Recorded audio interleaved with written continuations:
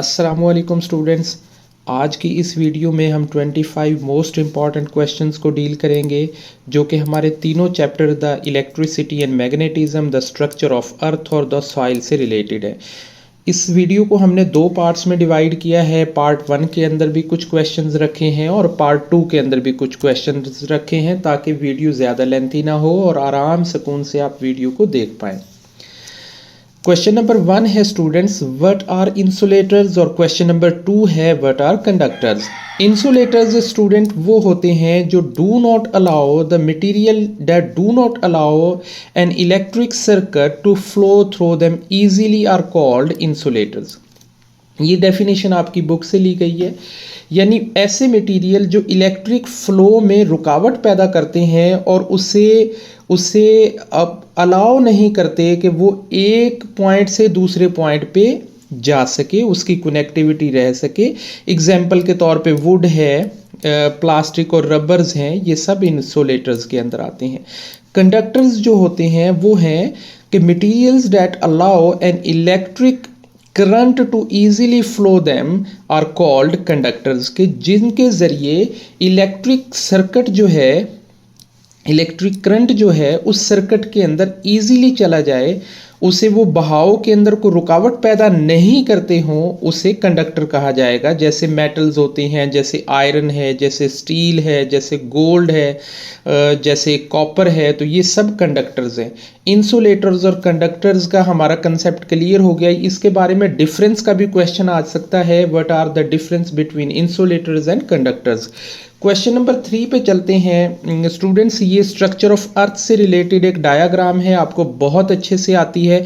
थोड़ी हेल्प मैं करता हूँ कि ये जो बाहर का किनारा है, इस किनारे को हम क्रस्ट कहेंगे, जो कि नंबर 1 पे आएगा। स्पेलिंग हमें याद होने चाहिए है। नंबर 2 का जो पोर्शन है जो क्रस्ट के एग्जैक्ट नीचे होता है उसे मेंटल कहेंगे, स्पेलिंग इसके याद रखे हैं। नंबर 3 पे जब आएंगे, ये जो येलो एरिया है इसे हमने 2 पार्ट्स में डिवाइड किया होता है। तो जो आउटर पार्ट है उसे हम कहेंगे द आउटर कोर, और जो अंदर का जो ये इनर एरिया है इसे हम कहेंगे द इनर कोर। लेबलिंग का क्वेश्चन है, बहुत इजी है। नेक्स्ट हम चलते हैं मैच द कॉलम, और नंबर 5 पे क्वेश्चन है difference between magnet and magnetic materials का। अच्छा, क्वेश्चन नंबर 4 को डील करते हैं। यहाँ पे देखें कॉलम ए के अंदर, कॉलम ए में हमें सेम चार्जेस दिए गए हैं, पोल्स दिए गए हैं और वाटर दिया है। कॉलम बी में हमें नॉर्थ और साउथ दिया है, कंडक्टर दिया है और रिपेल दिया है। अब इस वर्ड को देखते ही सबसे पहले हमें समझ में आया कि ये पोल्स हैं। बेसिकली जो पॉइंट हमें पहले से पिक हो रहा हो हमें उसे शॉर्ट करना है, ये पोल है।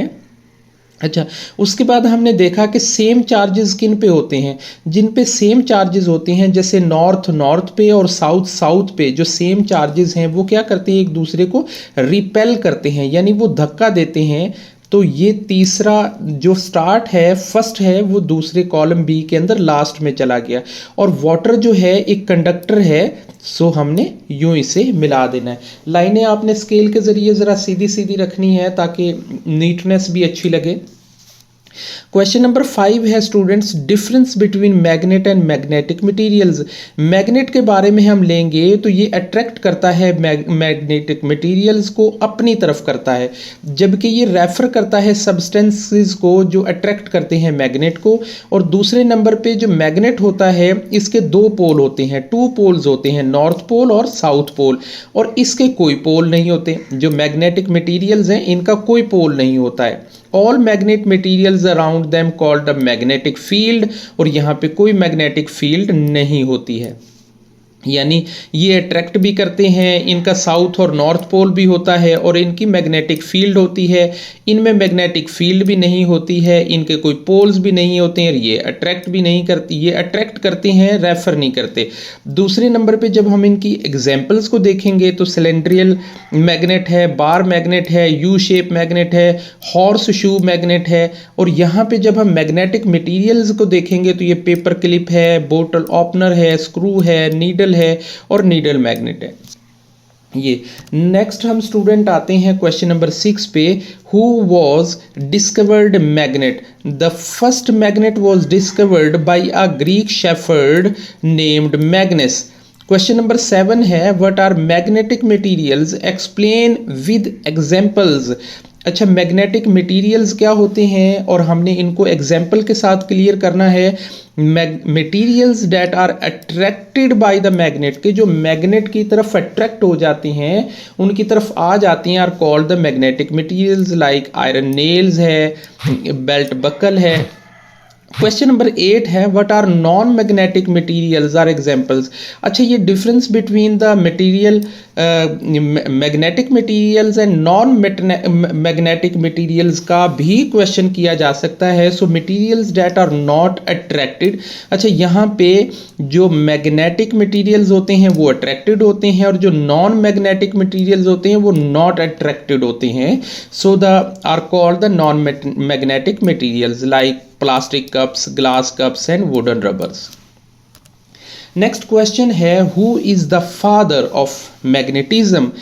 विलियम गैल्बर्ट 1544 से 1603 तक ये रहे और एक इंग्लिश साइंटिस्ट हैं, the father of electricity and magnetism. Question number 10 है students describe about the shapes of magnet, कि जो मैग्नेट की शेप्स हैं, जो शक्लें हैं, वो कौन कौन सी हो सकती हैं। हॉर्स शू होते हैं, इसके साथ रिंग होते हैं, सिलेंड्रियल होते हैं और बार मैग्नेट होते हैं। क्वेश्चन नंबर 11 है डिफाइन एन इलेक्ट्रिक सर्किट, कि इलेक्ट्रिक सर्किट को आप डिफाइन करें। अब इसकी डेफिनेशन आएगी, N electric circuit is a path for the transmission of electric current. अच्छा, एक डेफिनेशन ये हो सकती है। दूसरी डेफिनेशन आप ये भी कर सकते हैं, electric circuit allows the continuous flow of electricity through a conductive part, यानी अगर इलेक्ट्रिसिटी को किसी सर्किट में से कॉन्टिन्यूस फ्लो के जरिए गुजरती रहेगी तो वो भी एक इलेक्ट्रिक सर्किट कहलाएगा।